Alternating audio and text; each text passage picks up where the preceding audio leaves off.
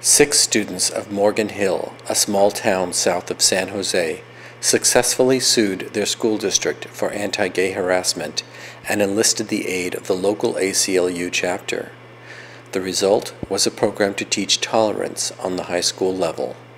2 of the students and the lawyer who represented them talk about what it means to create change on a grassroots level.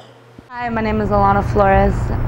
For 5.5 years, I battled the Morgan Hill Unified School District in a lawsuit regarding sexual orientation harassment as a form of a civil rights case. We heard that there was a young woman who had experienced unbelievable harassment on a day-to-day basis, on a daily basis, based on the fact that other students thought that she was a lesbian. And when students would toss around the terms faggot, dyke in the classroom, and I showed my distaste and discomfort with those terms being just kind of tossed about really casually, and I brought those concerns to my administrators or my teachers, it was turned around on me like, we don't see what the problem is. Well, are you a dyke? I would always get called names and stuff like fag and faggot and things like of that nature. You know, there would be things such as dyke and dyke written on my locker or around my locker in chalk. And some friends from school warned me that there's people out to kill me in my town. There was a piece of pornography attached to a death threat that was put into my locker, and it said something to the effect of "Die, dyke bitch, you don't belong here. Fuck off forever." We found out that this was not an isolated incident. And they said, "What is this trash? Why did you bring this to me?" I said, "Well, this is what I got in my locker." And they said, "Well, are you a lesbian?" And crying, and mind you, I'm still in the closet at this point. And crying, I said, "Well, no."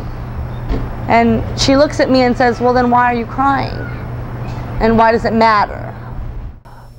Although the harassment was occurring day in and day out, nobody was doing anything about it.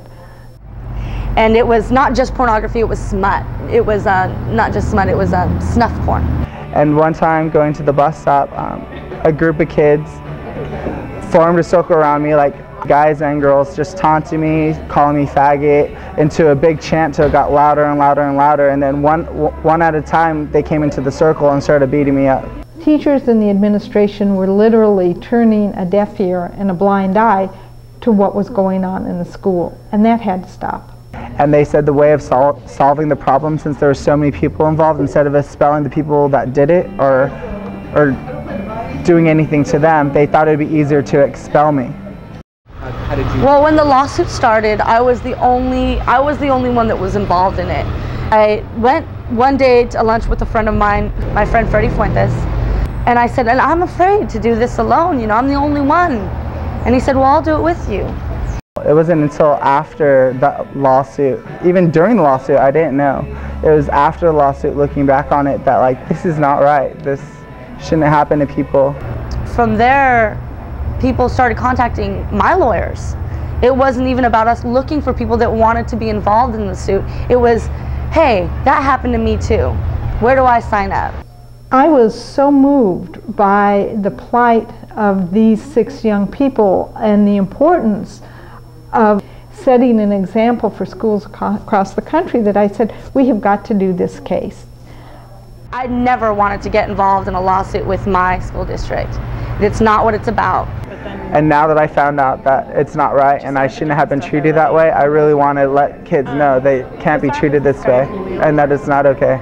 And the Ninth Circuit issued a precedent-setting decision that said when school officials know that harassment is going on based on a student's sexual orientation, they can't ignore it. They have an obligation to act under the Equal Protection Clause of the federal Constitution. I think that the teachers are going to really benefit from it in the long run as well, because they're going to realize they have something in paper written down that says, I can protect the student without my boss jumping on my back for addressing this issue in a class, because it's across the board now. Well, the settlement puts in place a comprehensive training program for both staff and for students.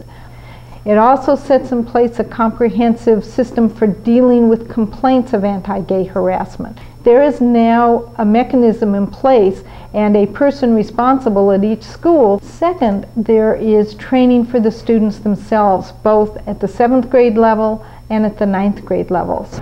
We all have a gift with our voice. And we now have a model that can be held up for other school districts to follow. And one rhythm is a ripple effect, and it starts to create a change through the universe, a positive thing. And I want to be a part of that.